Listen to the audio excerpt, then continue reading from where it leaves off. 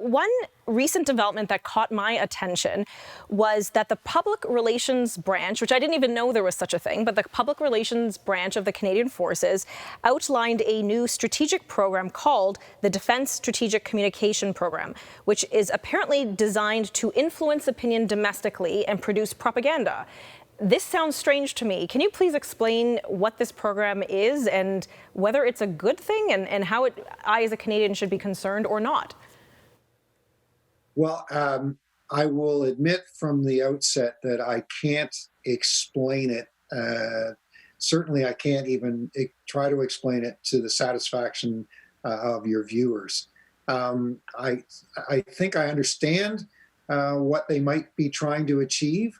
But the notion that as it was reported, and so I'm only going based on what I have seen as well. This initiative was put into place after I left. Mm-hmm.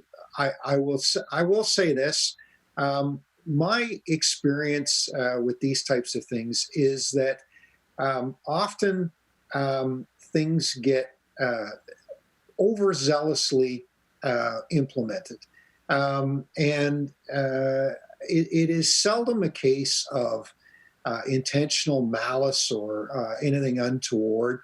It's just a bunch of folks that come up with a good idea, get somebody to sign off on the good idea, and then get a little carried away with implementing the good idea. At the risk of oversimplifying it, that may have been what we observed.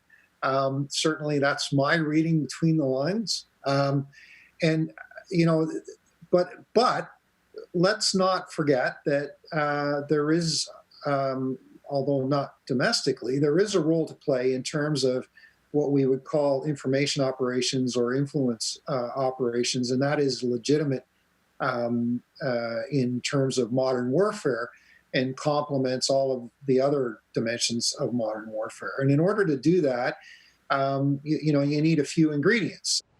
One of those key ingredients, obviously, is understanding who your potential targets are, whether they're an adversary, whether there's other players in the system who are going to be helpful or potentially opposing what you're doing, or maybe just neutral operators. But fundamentally, in order to operate and to achieve anything in that system, you have to understand how the system operates, and you have to be able to operate in that system.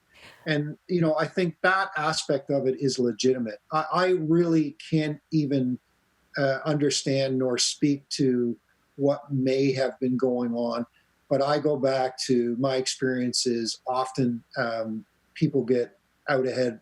They overdrive their headlights, as we would say. Okay, well, because the one concern I had is when I think of Canadian forces and Canadian defence, I think outside of Canada, that we're protecting our borders. But to think, as this report said, that they were looking to influence opinion domestically, I guess I sort of struggled to figure out what application would make it necessary to do this.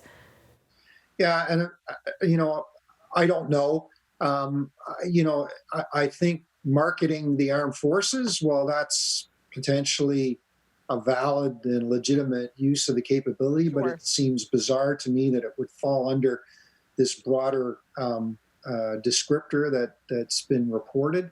I really, it gets rather speculative, as I said. Right.